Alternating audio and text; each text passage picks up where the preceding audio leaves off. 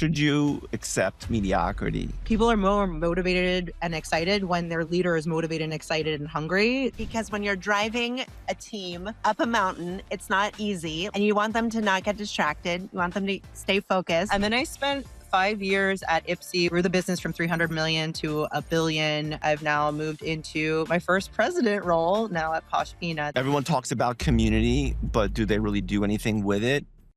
Welcome to the Operators Podcast. My name is Mike Beckham, and we are proudly brought to you by Fulfil, Aftersell, Richpanel, Northbeam, Saras Analytics, and Postscript. Without further ado, on to the pod. Dealing with big box retailers means EDI connections, and that's often a trigger for needing an ERP system. We've been using EDI connections to Costco forever, and the only way that we've really solved that problem to make it seamless is through Fulfil. EDI adds complexity to everything you do, and Fulfil solves that complexity with their connections to their systems. You need Fulfil to move from being just a D2C brand to being a true multi-channel brand, because big box retailers are going to require you to connect to their systems using EDI. Let me tell you, it's way easier if you do it with Fulfil. Hey everyone, welcome to the Operators Podcast. We have an awesome episode for you today. I am sitting here with two of the coolest women in e-commerce, incredible marketers. I'm psyched to learn a lot today. I have the one and only Cherene Aubert, a woman who actually turned down a job at HexClad. Can you believe that? And then we have none other than Jenna Habayeb, who is the president of Posh Peanut. She is a CMO that has gone to president, and we are stoked to have her on the Operators Podcast. What's up, women? How you doing? Doing amazing. So glad to be here. Cherene, you've been on a few times already. Was this your second, third? How many times have you been on? This is my third, and I'm actually very excited to be here as your honorary co-host, because Jenna and I actually work together in a capacity. I have the privilege of being able to support her at Posh Peanut, and she is one of the, like you said, coolest, smartest, most accomplished e-com marketers, presidents, business leaders. So yeah, I have a behind the scenes look at what it's like to work with Jenna. And yeah, I'm excited to dig into her background. I don't know if you want to see behind the scenes of that. Jenna, I mean, your story is awesome. Why don't you just give us a couple minutes on that, and then I'm going to pop into a couple questions that we have for you today. Yeah, I mean, yeah, likewise, so thrilled to be here. I love being surrounded by such great leaders and marketers. So I'm fangirling on this side as well. I have a little bit of an interesting career background and excited to kind of chat with you guys because you guys are also in the thick of marketing. I actually came from the agency background, spent years at some of the bigger agencies like Ogilvy and some smaller boutique agencies. Made the leap in house, went to fashion brand Splendid, Seven for All Mankind. Really was focused on building those brands, building out the creative, that emotional resonance with the customer. And then I took a brief stint into cannabis. If anybody ever wants to hear about the wild, wild world of cannabis, I can give you a million crazy stories.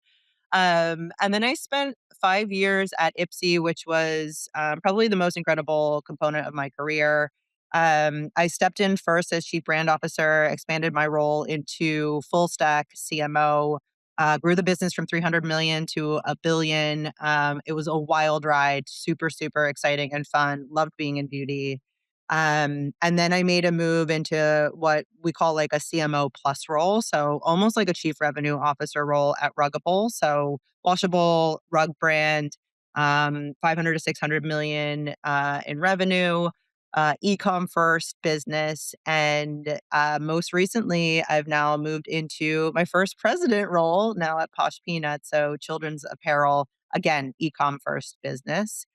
So yeah, it's been an interesting arc, not something I necessarily expected, but a wild ride so far. And those are some pretty big businesses, which, like, selfishly, I love talking to people who have worked at other big businesses, because that's the way to learn, right? You've seen various stages in the life cycle. One of the things that you've talked about, which I think is interesting that people would care about, is this concept of the forgotten community flywheel, right? And I everyone talks about community, but do they really do anything with it?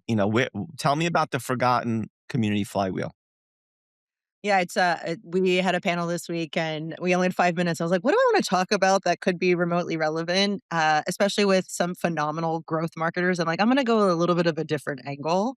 When I think about community, I feel like it's one of those levers that when I say forgotten, it's just sometimes untapped because we get into this world of growth marketing where we are just growth hackers at times, right? And I am absolutely can be blamed here as well. Like you live in spreadsheets, you're building out forecasts, you're looking at attribution modeling, you're looking at CAC and how it's changing every day, you're thinking about, channel diversity, and sometimes you just get so heads down in the minutia of performance marketing that you kind of forget to take a step back and say, okay, well, what is it that's actually driving my business? And when I talk about the community flywheel, I really think of it in four facets. I mean, you obviously have your customers, which I'm sure we'll talk a lot about today. You have ambassadors, you have influencers, and you have celeb. And it's really about how you activate across each of those that then feed back in. Great brands are highly engaging with their direct customers and community. They have really robust ambassador programs to get that awareness out there, to get the diversity of creative and content out there. And as you kind of like work up to then influencer and celebrity, each of these things attracts the next. And so it becomes this really nice flywheel where each of them is helping each grow. And so, I talk about it a lot because, I'm guilty of it at times too, where you're like, okay, how do I spend the next dollar in meta and make sure that it's performing? But there's so much richness to leveraging your community to drive the business. And you've been at so many different sizes of business. I mean, from Ipsy to Ruggable to now Posh. Talk about how that community flywheel scales at those different sizes. Yeah. I mean, I think what I always think about is there's a very similar playbook in how you activate the community. It just really is at a different scale and also at different budgets, right? Like I think about with smaller scale businesses, you really have to start. I think of it like an upside down pyramid a little bit. You have to start with the customer and your community, and then like ambassador, and kind of go down. If you try and do it all, you're not going to have enough resources or budget to do it, right? Smaller businesses, tighter resources, tighter budgets. What I see with smaller businesses, and I think what really attracted me to Posh and what I see now firsthand sitting in this seat is really engaging with your community, figuring out ways that you can grow your community and customer base helps drive the business, and it helps attract that next, ilk of customers and ambassadors to come in. And I find that some of the things that we've been doing that are really working is deeply connecting with our customers on our Facebook group. Cherene, I mean, you see this firsthand. We'll have weeks where I'm like, oh, it's a little softer than we expected. Her and I go back and forth. And like, should we spend one more dollar in Meta? Should we push into another channel? And we're like, wait, let's pause. Let's do something with our community. A good example of this is last week we had a couple soft days and we're like, all right, how do we get back on track from a forecast perspective? And we decided to do digital Easter eggs on our site, which every other hour we were dropping clues on our site that we only fed into our Facebook VIP community. We saw almost a double digit growth in that day from a forecast perspective. And so it's like, that's one example of how we're engaging our community. And so I think that How big is that Facebook community?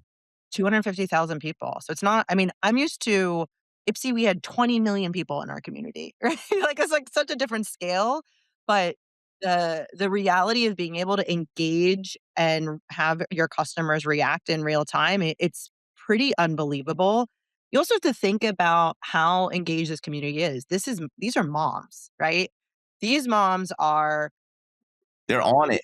Mm, yes, they're in love with certain brands. They know when there's gonna be a deal. They know when something new is gonna drop.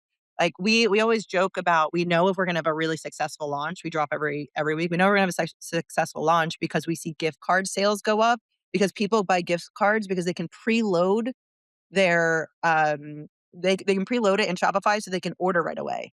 Like, so it's really interesting to see, like, how engaged this community can be. And so, yeah, I guess to answer your question, Shreen, like, for me, it's about You have to know what you can actually activate in the organization and not bite off more than you can chew. It kind of goes to even paid media. Like, don't do every single channel in the world. Like, if you only have so much budget, like focus really, really narrow and go deep in those channels. And so for me, I think about starting with community ambassador and smaller scale businesses, and then you can start ramping up as you have like resources and budget to go into other avenues.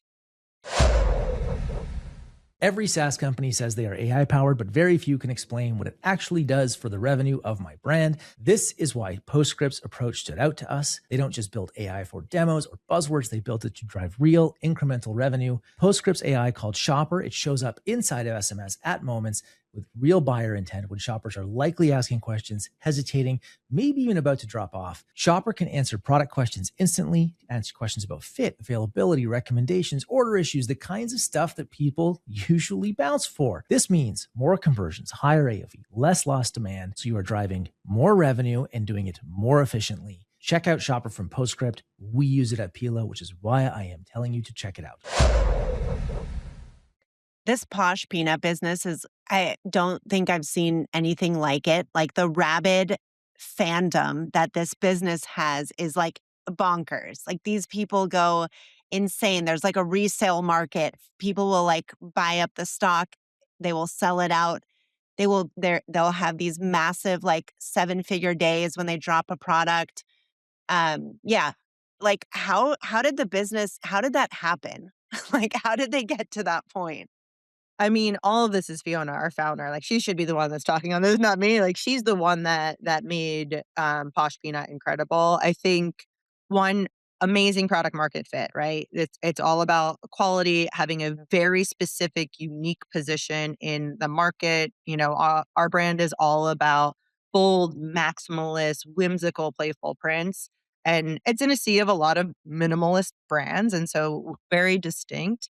But she is the type of person that has really cared about engaging with the community, and everyone she hires, she is obsessed with making sure that they're engaging. And so she's in there. I mean, Cherene, she's in there every single day. She's sending us stuff. Oh my God, did you see this person just followed us? Oh my God, did you see this person just posted us? And it's like, okay, like, how do we feed that into ads? How do we feed that into our site? How do we get more awareness of it?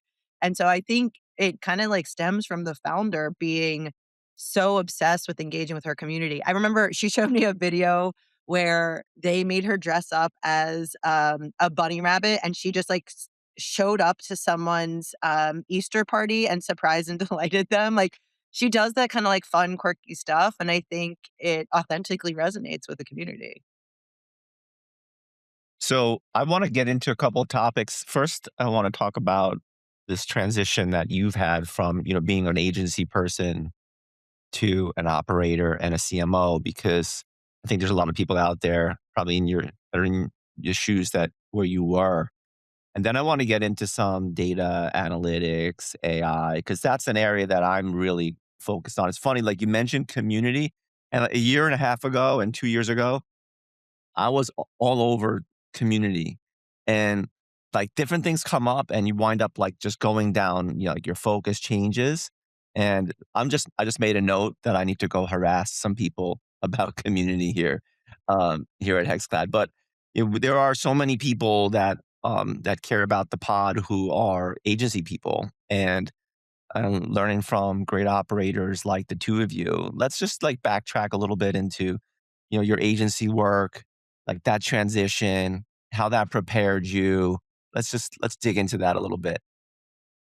Yeah, I think the beauty of being on the agency side, and anybody who's in an agency or has been in an agency, it really prepares you because you just put a lot of sweat equity into it. Like, I mean, I think about young years in agency, you have to be on top of every single trend. Like, you are the group that is bringing new ideas, innovation, pushing the boundaries for your client. And so I feel like you have to be ahead of all those things. And so you deeply immerse yourself in all the new things that are coming about, and you have to dig in and really understand the customer. And so for me, I think the two things that the agency world really prepared me for were, one, being able to understand, spot the trends, and do the homework to understand like where should you participate, how can you kind of push the boundaries from an innovation perspective. And the second thing for me is really the art of brand storytelling, right? Like I think being at an agency and having to have the most crisp brief, right? Who is your customer? What are we articulating? I mean, these are millions and millions of dollars of your clients' money that you're spending. How are you creating really sharp messages that resonate deeply? Um, for me, that really helped me as I moved to the brand side to be able to articulate and build out crisp brand identities and brand architectures. Um, and so I think those are the two things I would take away.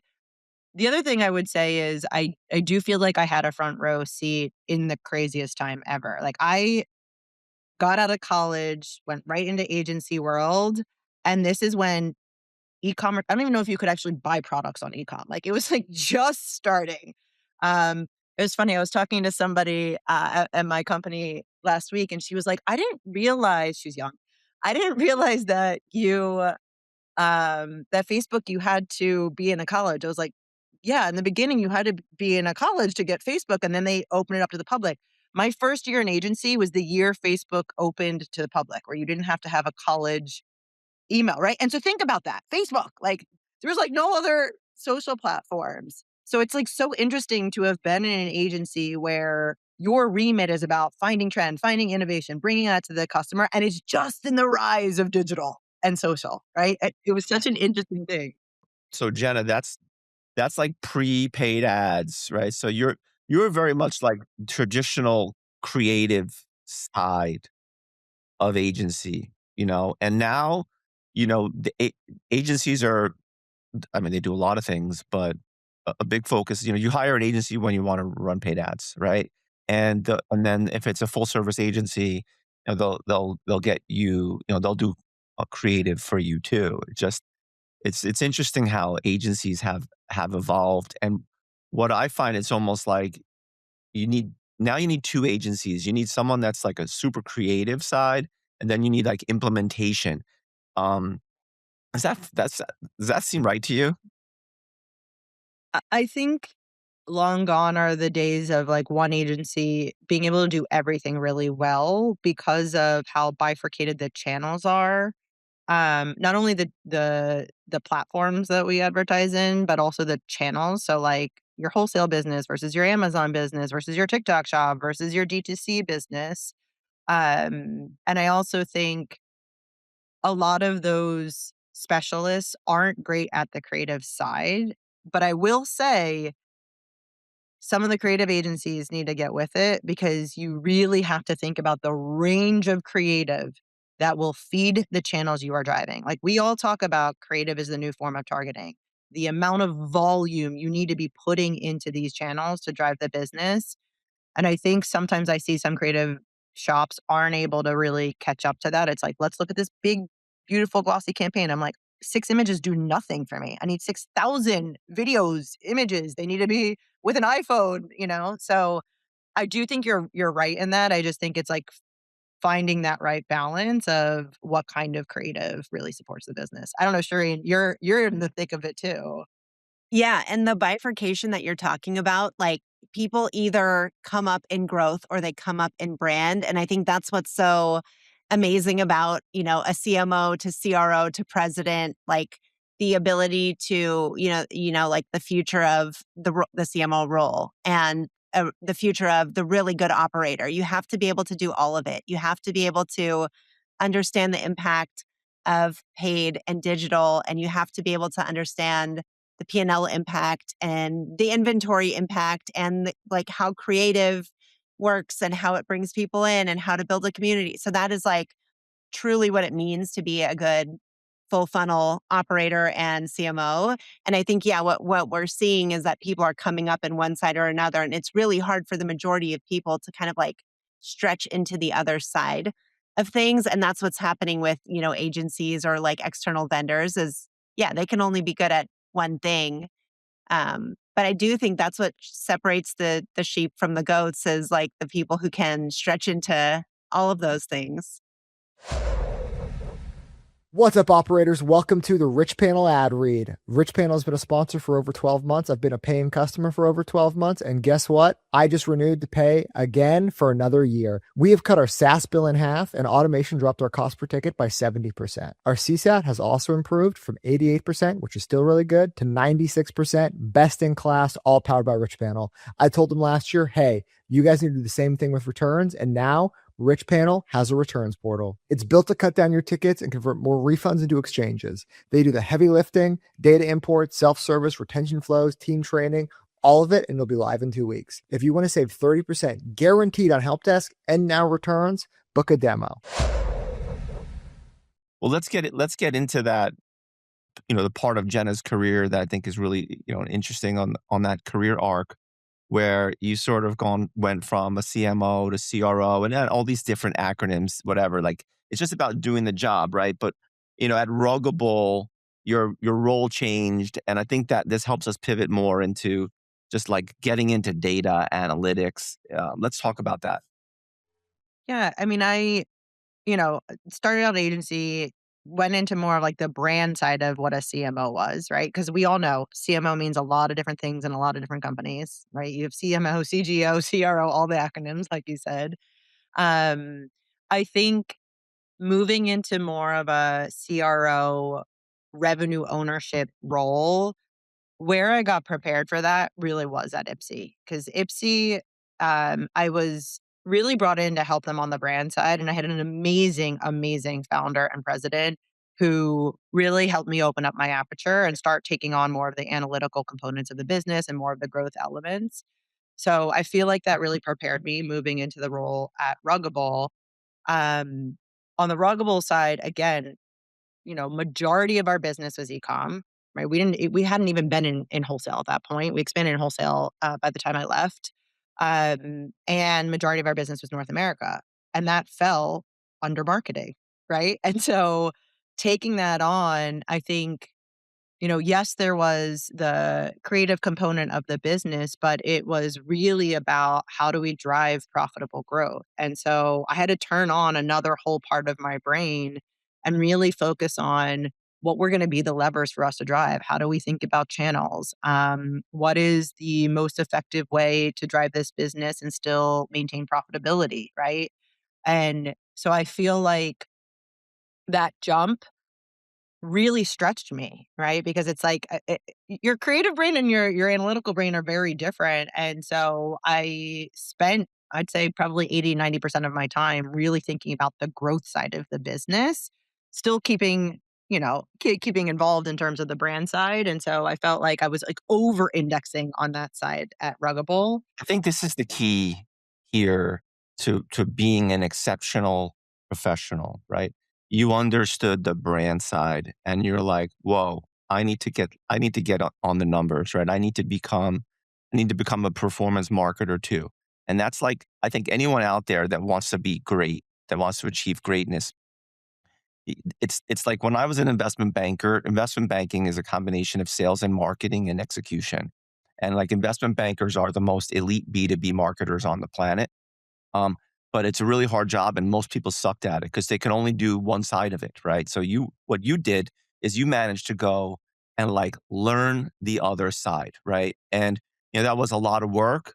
And you get into from like storytelling and what's cool and what's trendy or what's going to resonate with a person to like raw numbers, like how does this, I don't care what the brand people say if my numbers don't make sense, right? If my numbers aren't working and you need the foundation as a business to be able to make those decisions. And like on our side, I coming from a finance background, I always understood the value of data. That's I think why for me the transition to D2C was actually pretty easy. But having the data that you need to make good decisions, whether it's like, MTA information, MMM information, just understanding all your metrics, your financials. Like I think this is an area that people need to take more seriously. And with AI layered on top of like really good data. I mean, I think where the way we run our businesses is like being transformed right before our eyes. You know, what do you think? I mean, it's like, I feel like I'm back in that when I was telling you, like, I'm in the front row seat, I feel like I'm, like, back there again, right? Where I think this is going to give people a much bigger advantage. Like, the pace at which AI is helping people extrapolate insights from the data, I think is going to make it easier for a lot of people that maybe are more nervous and concerned about getting into that realm. Um, Look, the analytical side, it's daunting. If you're somebody who comes from a creative, I remember the first time someone walked me through an acquisition spreadsheet and I was like, I'm good. Like, I think I'm going to go back to the photo shoot. Like, what? I have to look at this every single day. And then, and then you start seeing patterns and there is like art to it, right? Like you start seeing patterns, you start understanding, you know what metrics to really look for. And I feel like if anything, it makes you a stronger marketer. So like no matter either side that you come up, it's like these light bulbs start turning on, right? I was like, okay, on the brand side, I'm like, okay. And then a light bulb turned on. I'm like, oh, wait, but I can make this brand side even more powerful by driving it through this. And now as I've even expanded my role more, like more light bulbs are going off. I'm like, oh, but then if I had the inventory and the assortment at the right price, like it all like I feel like I'm a cartoon character, like 100 light bulbs above my head that I feel like it's like helps connect the dots. And I think the the place that we are right now with layering AI on top of it is just going to fast track that. And I actually think it's going to help some people leapfrog it. You do need to know and understand the numbers, but I think it's going to make it a lot simpler. I mean, Cherene, Jason, think about like the spreadsheets you had to look at and now how easy, even today, it's easier to really look at things than, I don't know, a year ago. How are you guys set up to make all these decisions? Because that's the thing. The first thing you have to do is like you've got to create the setup. You've got to set everything up so that you can actually do it, right? I have so many thoughts on this because I ran data at Bobby. And as a growth marketer, there's like, you can't do your job without access to data. And my exposure to different companies was like mind blowing how far behind they were at building their data infrastructure, the data infrastructure they needed to actually make the decisions. Because, like you said, Jenna, it's all interconnected. And like, yeah, maybe the growth marketers are looking at the data more closely because their job relies on it. But once you have all the data coming into your database and you're able to create dashboards and see how interconnected it all is, that's when you're really able to unlock um, real insights and drive the future. Because what data gives you is access to the past and access to what's currently happening. And if you can become really good at harnessing that data, you can actually not only predict the future, but create the future, which is like insane. And so Posh Peanut works with Saras Analytics. They're the ones that implemented the data infrastructure for the business. And that, like, I almost want to explain it like everyone's five, because I truly think so many businesses are behind on like setting up their data infrastructure. But essentially what a good data infrastructure is you bring all of your data sources through a process called ETL into a data warehouse, and then you can model that data and surface it in dashboards. And that's what Posh has. And I mean, we were in a meeting the other day together, and there's a new dashboard that was built that basically like, we were it's like we're all kind of explorers digging around in a cave with a flashlight. And and then we build this new dashboard and we're like, oh my gosh, like this is like what we've been searching for. Like this is the answer. We all kind of knew what it was, but to see it here validated is like insane. And now we can make like real decisions, business decisions to answer that question. And that's through the work that the team has been doing with Saras. Yeah, I think when I first came on, Posh had brought on Saras Analytics, and we had worked really closely with them on like what were the priorities, how do we need to clean everything up, how do we also make sure that we could really validate all the data because we had a big mess happening behind the scenes. And they've done some incredible work to now get all the piping set up. And then I think that next step was really about how are we shaping it into either dashboards or specific models and projects that helped us make big business decisions. One of the first ones when I first came in that I think was at least groundbreaking for us to actually make very quick actions was we did not have a good handle on our inventory. And when I mean not a good handle, I mean what channels had what was old versus new. And we were sitting on a pretty big inventory problem. And it was the first thing that we worked with Saras on.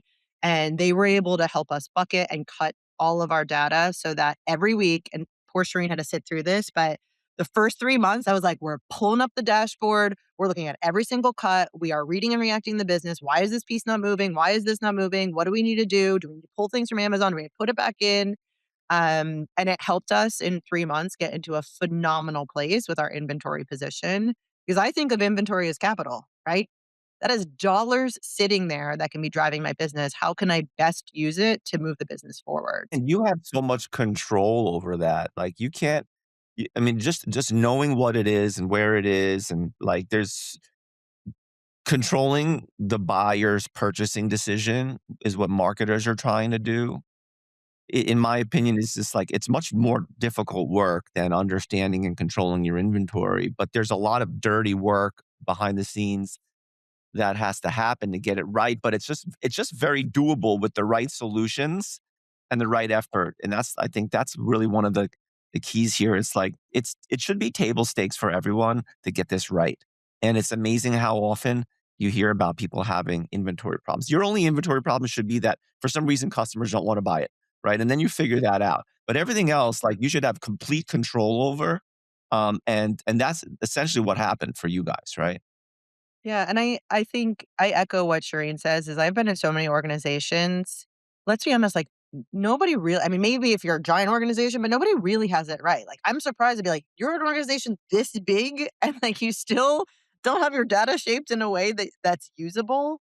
And so I think it's really about like chipping away at it and not, getting so nervous about the task ahead.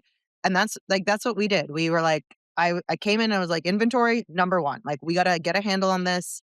We need to leverage this. We need to get ourselves in a good position. I said, number two was working with Cherene, getting all the data we needed piped through all of her dashboards so that we could make real-time decisions on everything we're doing on the growth side. The third one that we tackled, and this is the one that she's saying we explored around in the cave. I love that analogy. Was really getting much deeper cuts on our assortment. We have a wildly complex assortment, right? We have collaborations, we have internal prints, we have all different size ranges, we have genders.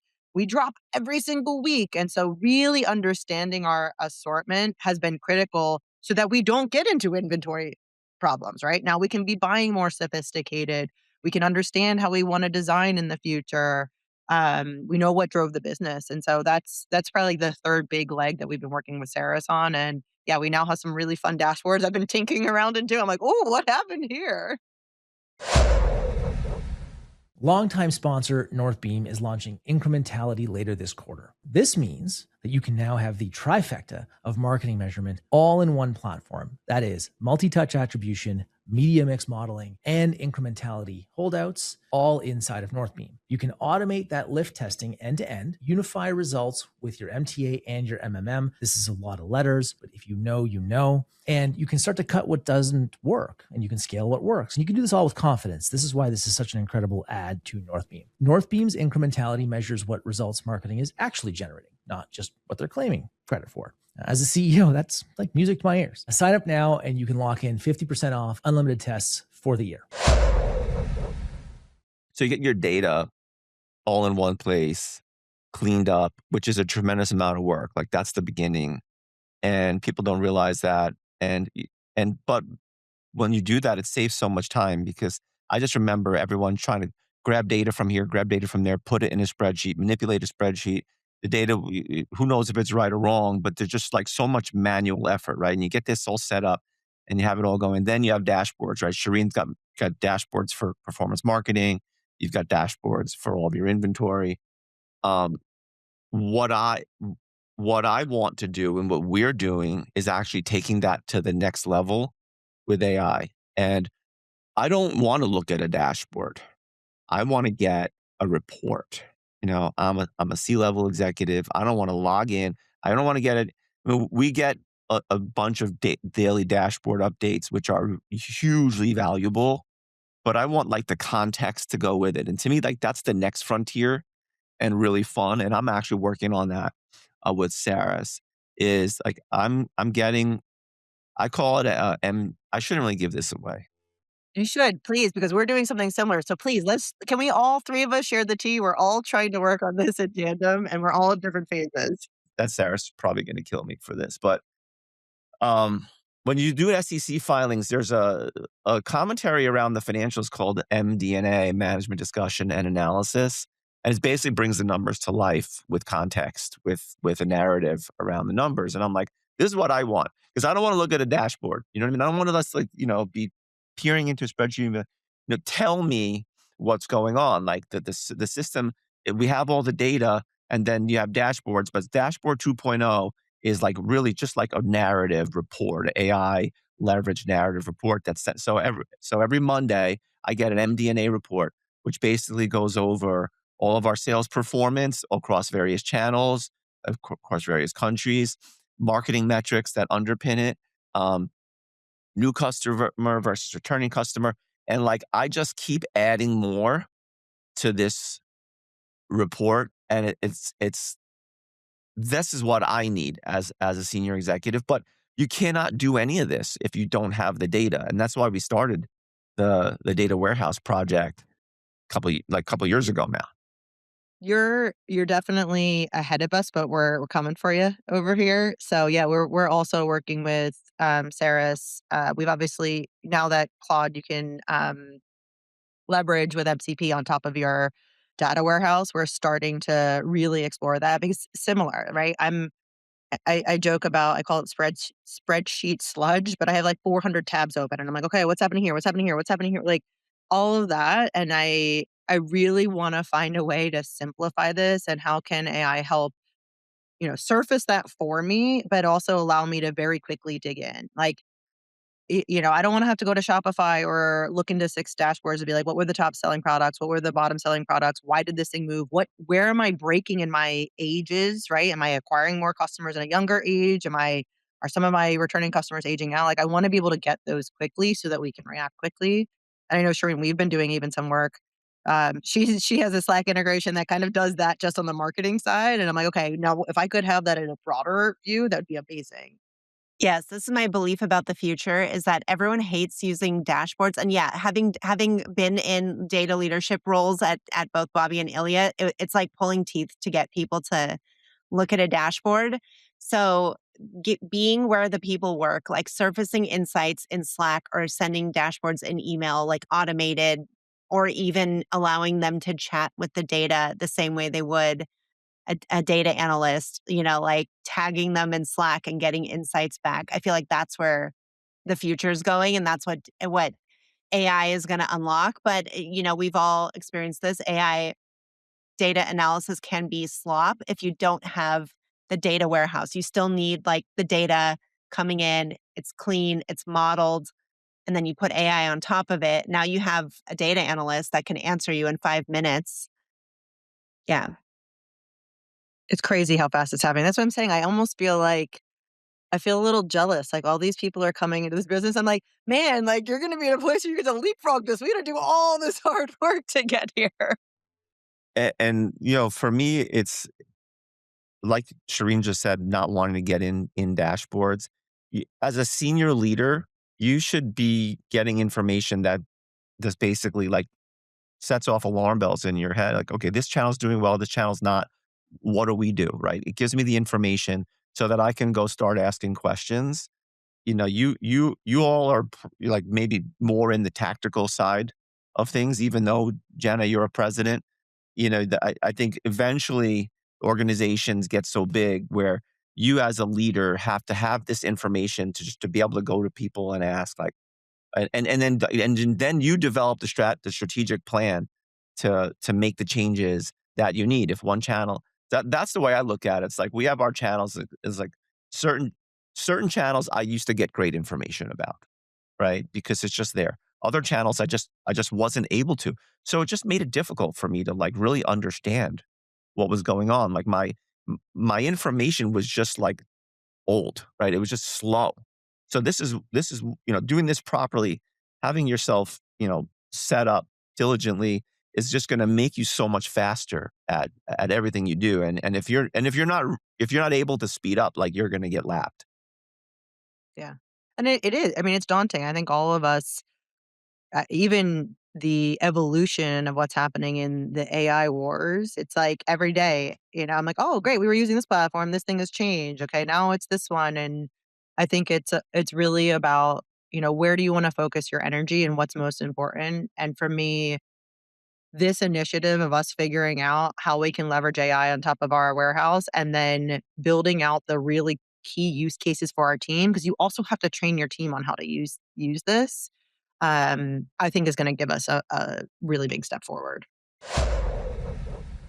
Sean here to tell you about Saras Analytics and Saras Pulse. Ridge is profitable every single day, and we've taken that super seriously since we built this business. We track contribution margin by day. We look at the SKUs we sell every single day, and we have to do this manually up until Saras Analytics came out. We take all of our SKU level data, we build it into the data warehouse. Everything that goes into making a true P&L, I get on a day-to-day basis. Saras Pulse gives you clarity, so your COO and your CFO and your CMO start speaking the same language. Contribution margin shifts teams away from hoping profits survive the season to manage them in real time. Book a walkthrough with the Saras Pulse team today. Click the link in the description, and thank you, Saras, for bringing you this show.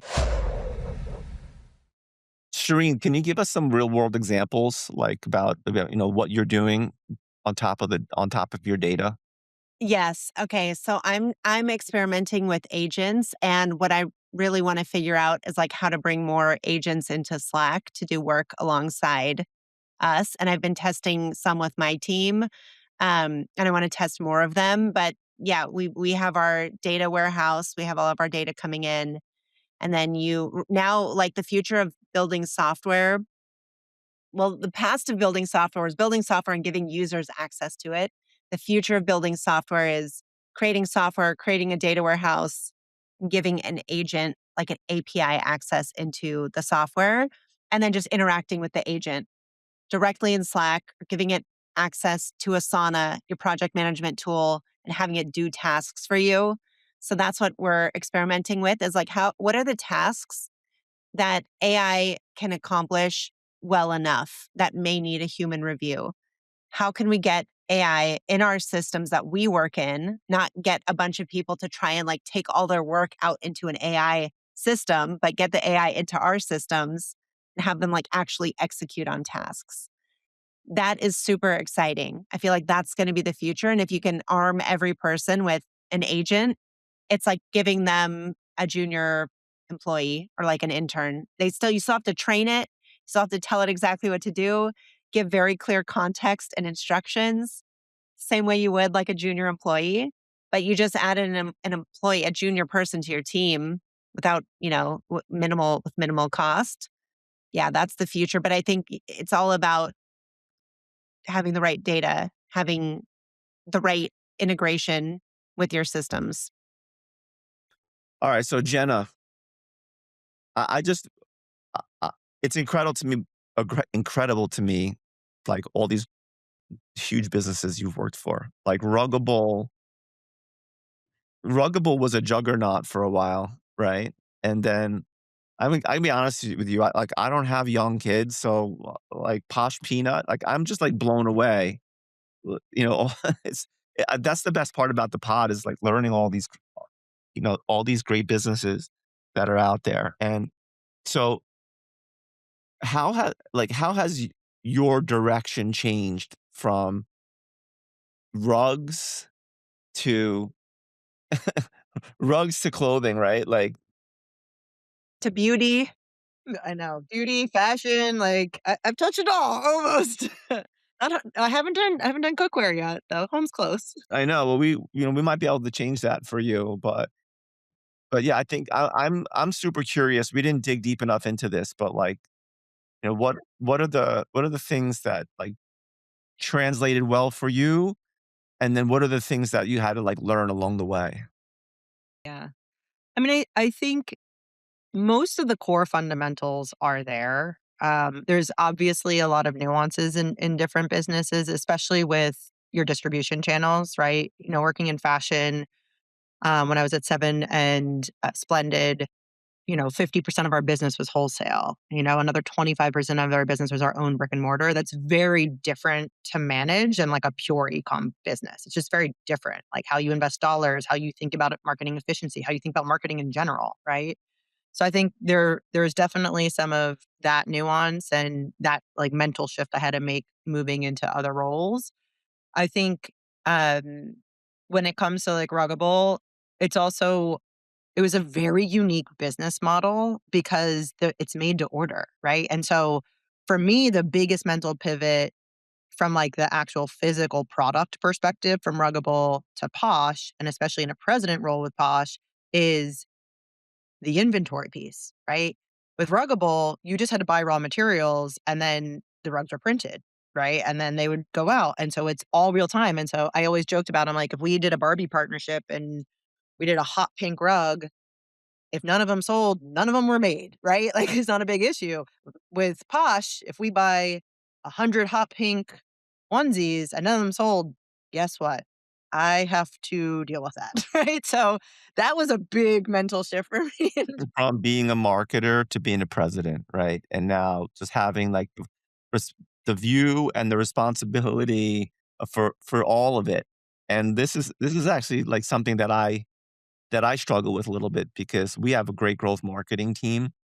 And they're all super smart and they do get the bigger picture, but you do sometimes just you're in your growth marketing silo and you don't realize that, okay, you want to run this type of deal.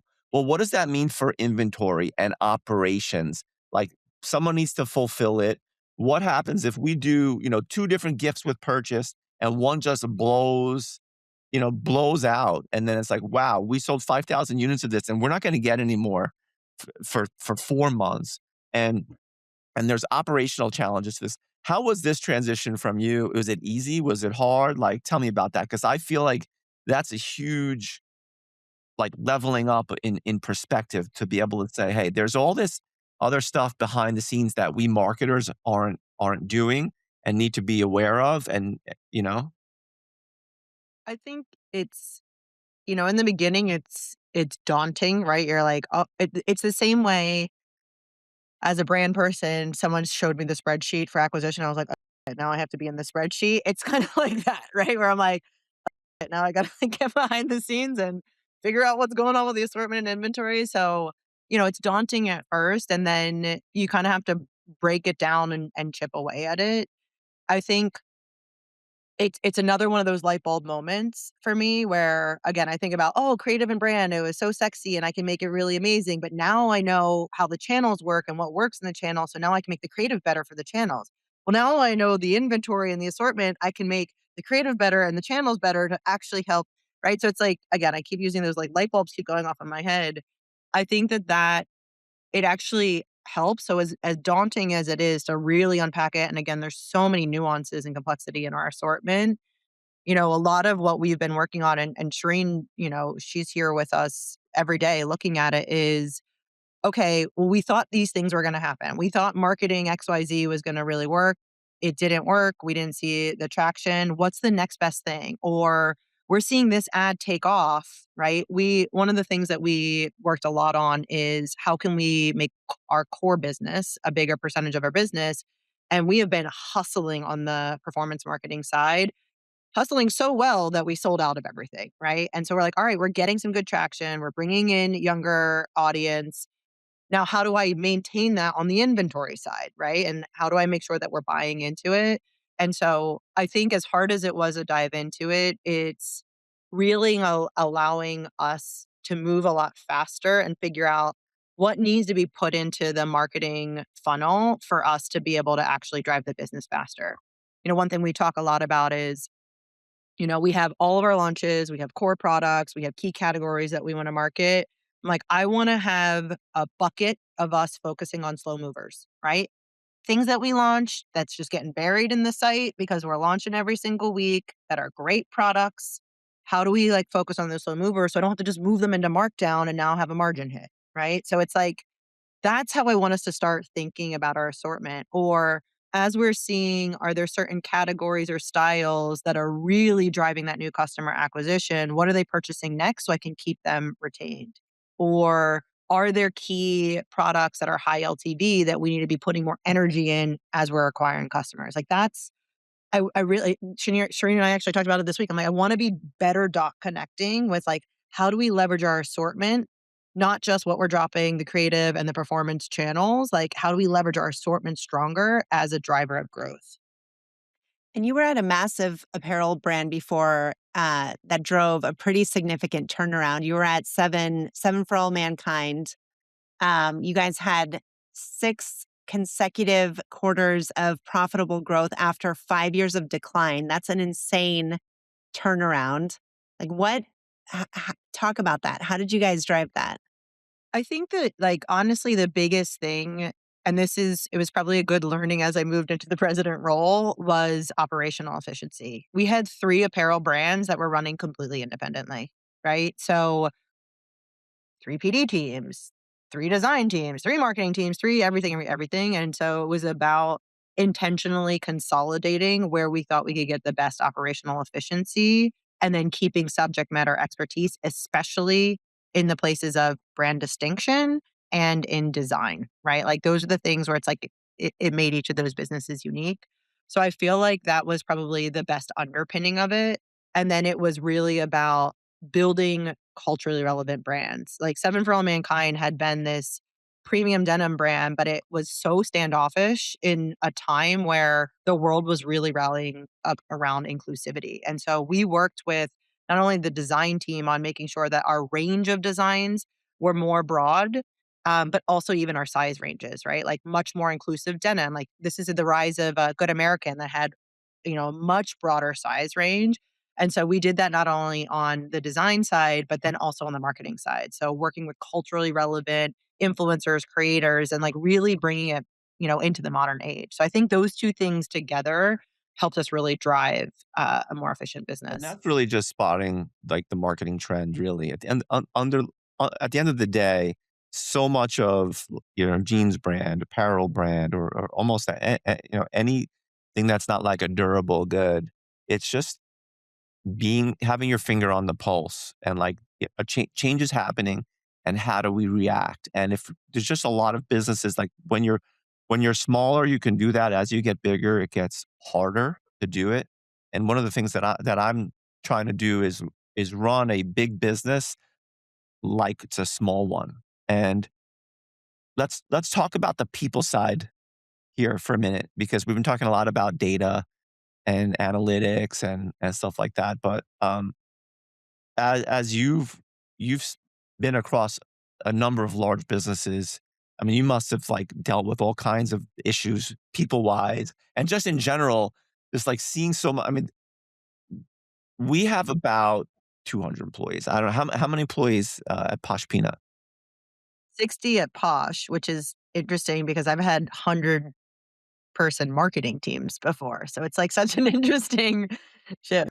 That's incredible. So like, and it's, I feel like the people side, you just with so much information out there now, everything going viral, people being able to just like spread the word about anything inside an organization. How how are you dealing with like the people side of your organization today? Did you have something really bad happen to you? Because I feel like you're like, so we have a PR crisis. Can you help me solve it? A friend of mine. No, you know what it is like for me on. I'm a little bit older, so I'm a little bit old school, and I've had to adapt to, just new generations of people, and I think there are different ways of doing it. Some people will be like, oh, you just have to manage people the way they need to be managed, and other people are like, no, you just got to just manage people the way you want to get things done. Like I would love to hear like 2 perspectives from 2 like incredible killer women, like their view on just, people management and the people side of your job. Let's start with Cherene. Yeah, I think about this all the time because it's like there's two beasts inside of me. The one that wants what it wants, and then the one that's like, maybe I should chill a little bit. Like, uh be like a little bit more human in this moment. But it's hard because when you're driving a team up a mountain, it's not easy. Like climbing a mountain's not easy. And you want them to not get distracted. You want them to stay focused. And you have to keep instilling what you believe like the direction is. Because people have a tendency to like wander, look at other objects. It's like, no, we're going up the mountain. Remember, we're going up the mountain. And it's sometimes for me, it gets hard to be like, okay, everyone has different things going on. They have different styles of working. They have different styles of learning. Like, and there are moments that you have to adapt to that person. And there are moments that you have to be like, okay, we're getting back in the boat and we're rowing. And I think what what helps is finding ways to communicate that to people. Like if we can debate, like sometimes I'm open to debate and I will ask for opinions. And other times I just want us to get in the boat and row.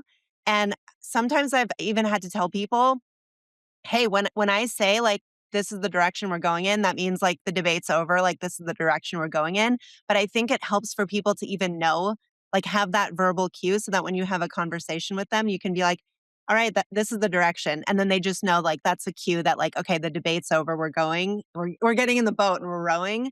But I think I've watched Jenna handle like manage a team, a large team. And it's so impressive, Jenna, because you're like, you're no BS. You're very direct, but you're very gracious. Like you're super kind, but you will like, you also do this. You have these like verbal cues where you'll say, Elmo, like, what is Elmo again? Elmo, enough, let's move on. I had to bring that to a meeting. I'm like, guys, like on the next thing, like we gotta go. Yeah, and it's like those little like they're like everyone has them. Everyone has these like little phrases that tell the team like, okay, it's like let's just go, let's just move on. So I don't know, but yeah, Jenna, what about you? No, I mean, I enjoy working with Cherene because I think we have very similar working styles. I mean, look, I also think it's hard. All three of us grew up in a day and age where you went to work and you worked hard and you waited till your boss left, right? Like maybe I don't know. That was my experience. I was like, I'm not leaving before my boss leaves. And then obviously the rise of COVID, new generations coming into the workforce. It's kind of like hard to break that mental model of like you got to put the sweat equity in. Like you don't just become a CMO overnight. Like you bust your butt to get there. And so I think there's a little bit of how do you lead with positivity and motivation? But again, I think, yeah, to Sherene's point, being very specific and direct. I, one of the things I initiated with the team this year as we shared out our budget, as we shared out our vision for the year is kind of like a hallmark phrase for our team, which is simplify to amplify. And I'm forcing the team to ruthlessly focus. If it is not on this agenda, you need to be proving to me why we need to be focusing on this. Like if it is not, if it's because we're wildly missing numbers and we need to find a new avenue, great. But I think a lot of that, even the Elmo phrase, I really, it's like about reining the team in because I think there's way too many shiny objects or squirrel that people are focused on. And it's like, it's all about what is it we need to solve? What are the actions we're taking? How do we get them? Let's move. And then, it's just like keeping the momentum going. And that's what I try and do, but I always try and do it with positivity because I find at least people are more motivated and excited when their leader is motivated and excited and hungry than if they're upset and, you know, driving you to feel like, well, good, I don't have any good ideas. If you're scaling an e-commerce brand today, ads alone aren't enough. Aftersell focuses on the one moment that every brand already owns, after checkout, and turns the post-purchase moment into more profit. Monetize every order with post-purchase offers and thank you page experiences without disrupting checkout or hurting conversion. Enterprise-grade tech used by Gap, Ticketmaster, Macy's, and Target, now driving results for brands like True Classic, HexClad, Ridge, and Jones Road. I would know. This is the reason I ended up buying 3 pans from HexClad instead of 2. Aftersell has already generated over $1 billion in additional revenue for e-commerce brands, revenue that doesn't require more traffic or higher CAC. So check out Aftersell and tell them that the operator sent you.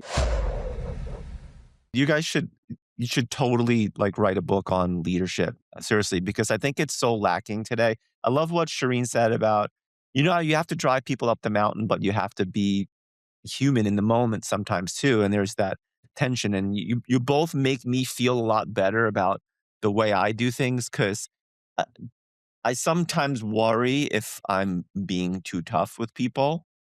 I grew up in big law, investment banking, grew a bunch of tech companies, and when I was a first year associate at Skadden as an M&A lawyer, there was this one of counsel who I used to work for, and every time I would be leaving his office, he would say, "Just get it done, Jason. Just get it done." He would be muttering it under his breath. It was really weird, but I think about this every day, and I talk about our GSD DNA, get it done, right?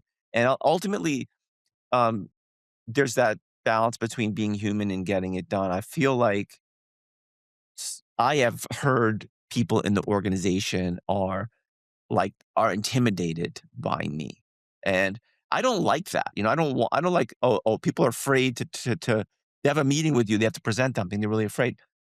I give people a hard time about their presentations because I think people don't know how to do presentations, but it's I give it out equally, I give it out equally, and it's um, but I think the message that you're both giving is you know, being human is not the same as having to coddle everyone. I feel like everyone, needs a therapy cat or something these days. And it's wait a minute. Do we need to bring therapy dogs in once a week to pet to make everyone feel good? Or can you go home for that? It's so true. I feel like the more you spend time as a leader, the more it's do I want to be popular or do I want to drive the team to excellence? Because sometimes those two things are in opposition of each other. And I have to remind myself, I can get frustrated as a leader sometimes. And I have to remind myself, well, I'm actually here as a coach. I'm teaching someone something that they probably haven't learned before. I've had experiences that they haven't had before. So it's unfair for me to expect that they would see the world that the way that I see them. I have context that they don't have. I might have been doing this longer than they have. And this is like an opportunity for me to really help someone get to the next level of their career and teach them the things that I learned. And I can either do that in a way that, they'll remember wow, this person was such a kind teacher to me, or this person was an a-hole. And I sometimes it's both. Sometimes it's both. But I've never seen Cherene as an a-hole, by the way. She probably has it in her own head, but you've always been really thoughtful, kind, and intentional, even if you're delivering hard.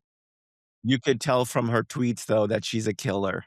Like, sh I love being around killers. It the question is, should you accept mediocrity or not? Because, this is just we're the kinder, gentler managers. And I really think that if you just accept enough mediocrity, you're going to fail, right? If you, if you allow for drama, if you allow for gossip and all that stuff you just have to kill that stuff as quickly as possible. And I just love hearing from both of you that I feel like we're on the same page, Jenna. Yeah. I I think we are. I think the hardest thing as a leader, in this type of a leadership style is it actually takes more work to not just blurt out how you're emotionally feeling in that moment and being able to take, I'm talking a nanosecond pause in your own brain to package it up, right?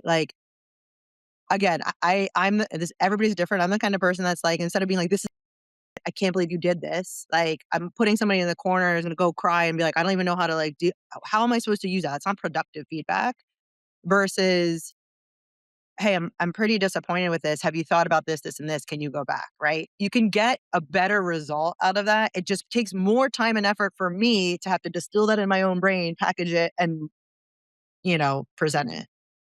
This is what everyone has to do at work. Like, and this is what I've been telling people forever.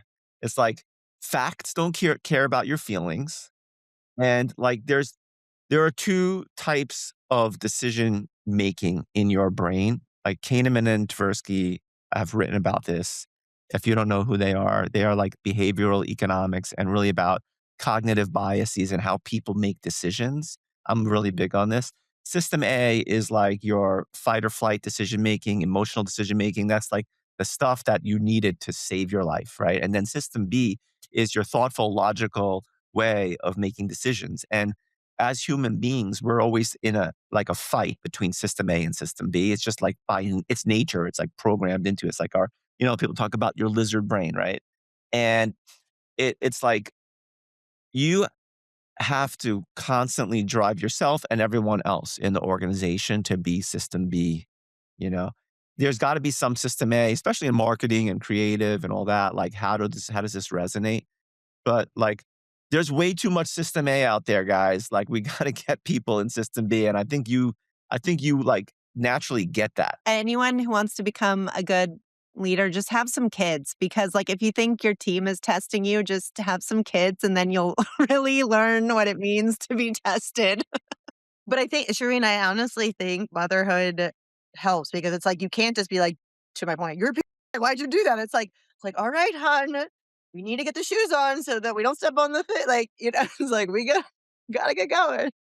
So many parallels. This has been awesome. I'm so grateful that to have an hour to talk with both of you today.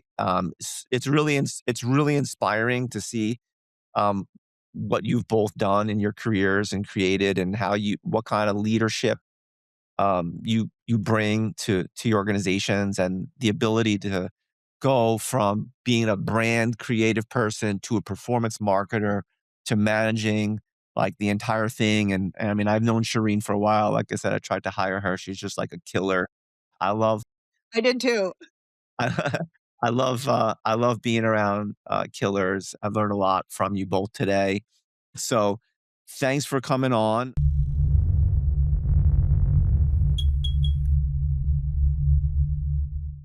My daughter Zoe is 22 and she's graduating from Wake Forest. She's doing communications and marketing.